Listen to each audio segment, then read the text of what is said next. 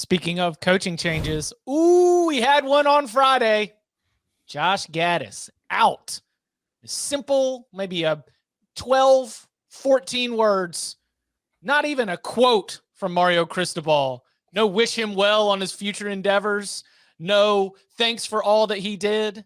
The official release from Miami says that Josh Gattis has been relieved of his duties as offensive coordinator. Now, multiple reports, including, I believe, a 24/7 Sports report that from a recruit said, here we go. He said. A recruit says that he was informed that the OC hire is going to be made pretty quickly. And Miami would be smart to get out there and fill that as soon as possible, as like Bowling Green started spring practice today. Spring practice is going to be coming up pretty soon. Why aren't we previewing that?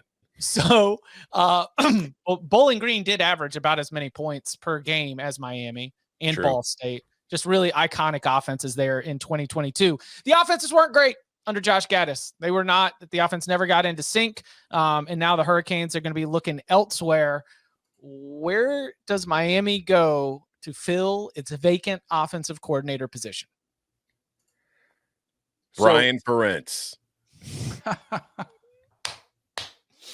That would be That's amazing. a good one. No, the amazing one would be Mario Cristobal says, I'm going to do it. That would be wild. I know they Jason Candle was in consideration last time. He just signed an extension with Toledo, so I don't think they'll be able to pull him from the head coach Mac ranks to be a coordinator. I do think that Miami will eventually get their offense right. I also think it's somewhat fair to say, like, how much does Mario meddle in the offense? Like, did Joe Moorhead and those guys like working for him? Did they use Justin Herbert to his fullest extent? I think those are fair questions as well. But given the amount of talent they're signing, I think they will get it right. I do think the idea they're going to hire Cliff Kingsbury, like I've seen a lot on Instagram, is nuts. I don't think he would want to work for Mario. Joe Brady, I don't think recruits like somebody that Mario wants to hire. Like, Mario's obsessed with recruiting, right? Like, that's what he does.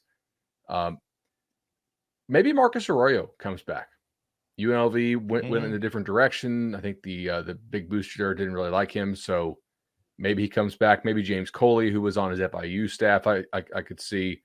I don't know. Like, I don't know if they can get somebody who's like a proven big time OC there. That's the thing for me. It's like, I don't know how many guys really want to go call offense for Mario. Because you've seen how many he's churned through in the last few years. I don't think that's a coincidence. And Bud, you mentioned it, like, the Oregon offense with Justin Herbert was good, but we were actively, like, Chip, you and I were actively fading Arroyo when he left because of that offense, because we saw Justin Herbert go to the NFL and look incredible. Whereas in college, it's like, oh, I get it, but I don't know why they're so conservative if he's that good. And then he was incredible in the NFL. So it's weird because I don't know how attractive that job is, even though you're going to get paid very well. It's Miami. You've got plenty of talent to work with. I think you've got a couple of quarterbacks who could be, NFL type guys. But it feels like it's a short-term thing. Like, if I'm taking that job, I'm not planning to be there for long. And I would kind of like what we talked about with A&M, with Jimbo. I would want certain assurances.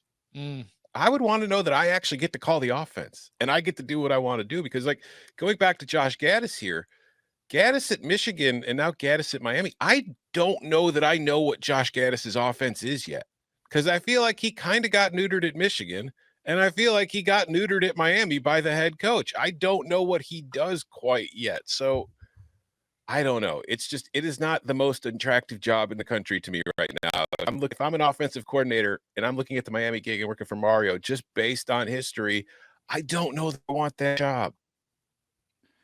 Well, do you remember the conversation when they were doing the coordinator search the first time around, just not that long ago?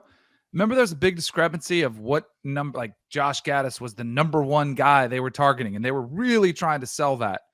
I'm not so sure that was the case. And I think it speaks to the lack of people just jumping at the chance to go work with Mario and be an offensive coordinator specifically because of exactly what we're talking about. Bud, you mentioned James Coley, who I just vividly remember I was calling a baseball series down in Coral Gables, and I went for a run and I ran by Coley on the street when he was there on the staff at Miami. To me, he seems like he might be somebody who would be a good fit for all of what we're talking about. Like he's been at A&M. He's been in positions before where he's kind of had a part in the offense, but maybe not the only part, where he would be comfortable going and saying, all right, I'll work with you. Let me go. I want my offensive coordinator title back. And to Bud's point as well, like if eventually you're going to have more talent than the teams you're facing in the ACC, where you should be able to get a run game going. You should be able to win some matchups on the outside. So I think it'll work out. It's definitely going to be a little bit of a bumpy ride. Then I have a question for you. Like we mentioned, who was it? Joe Brady said doesn't like to recruit, or what, is not too good, the best recruiter. At what point do you just rely on the collective and the power of John Ruiz or whoever and just say, that's my recruiter, and we'll buy our guys and we'll let you just be is that attractive to somebody that maybe like that?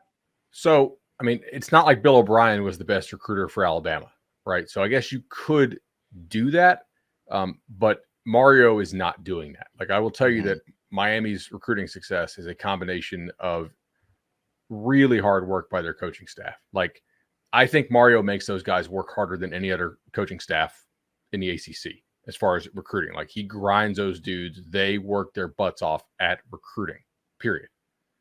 They also have the NIL backing. It's the combination. Like that's how you sign a top 5 class like that. See, I think that's a blind spot, I think, in Mario's approach. If I'm a head coach, my coordinators, their jobs are coordinating. My position coaches, I want them all to be outstanding recruiters, but especially like my OC, I would rather, sure, when I'm bringing in quarterbacks, I definitely want him to be a part of that process and part of the recruiting process to build the relationship. But the guy who's running my offense and designing my offense, I want that to be their responsibility. I don't want them having to travel every round to high schools all the time trying to find players. I want them worrying about that. But that's how I would approach it. Coley, also, you just are furthering we are putting our flag down in this area. Yeah. We want to dominate South Florida, and Coley would be a piece of that. I think that Coley would be motivated because Bobby Petrino just came in, which means that you got demoted in the pecking order in the Texas A&M meeting room, and this would be an opportunity to be able to do that. James Coley, who helps produce a 21 touchdown, 7 interception season for Stephen Morris, as we reach into the way back Miami quarterback machine. Stephen Morris, who preceded Brad Kaya.